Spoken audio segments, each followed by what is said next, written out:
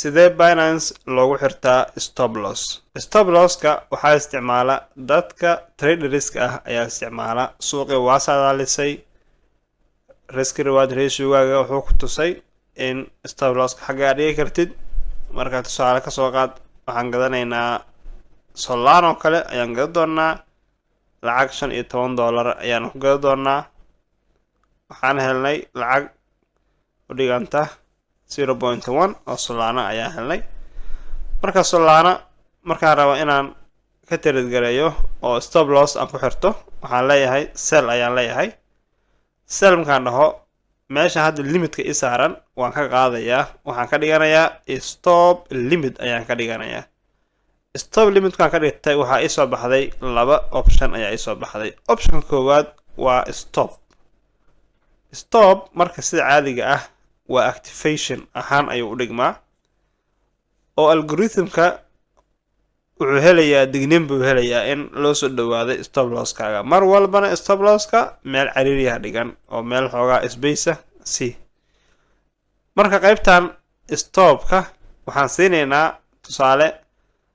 waxaan leenahay haddii Solana la keeno $147 active garee stop loss-ka ayaa leenahay $147. qaybtan ka hooseeya limitka ahna waa qaybta lagu joojinaye, yacni waa stop camal.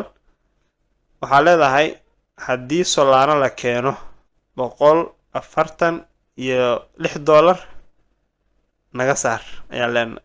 $146 haddii la keeno naga saar. $146 haddii la keeno naga saar.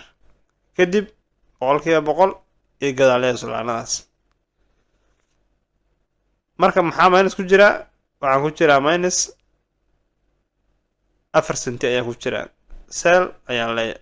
order created halkaas u yaalaa. marka wuxuu ii sheegaa in conditionka uu yahay 147, price-ka oo maartay iga saarayaan uu yahay 146. qaabkaasaa lagu xirtaa marka. laakiin mar walba waa inaad maartay space bixisaa. meel cariiri ah haddaad ka gelisid horaa looga dhacaa. qaabkana loo isticmaalaa stop loss-ka. qofka trader-ka ah ayaana isticmaala. suuqiga soo falanqaysay, wax walba isku daba ridatay, risk reward ratio-gaaga, risk management-gaaga, waxaa dhan waa soo xariiqatay. meesha u dambeeyda markaa suuqa baagareysid, meesha uga bixi lahayd iyo qaabka uga bixi lahayd waa.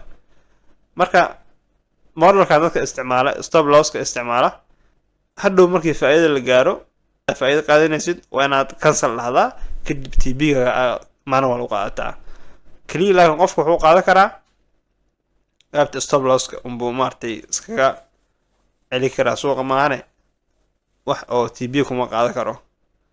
waa hal dhinac ay u shaqeeyaa.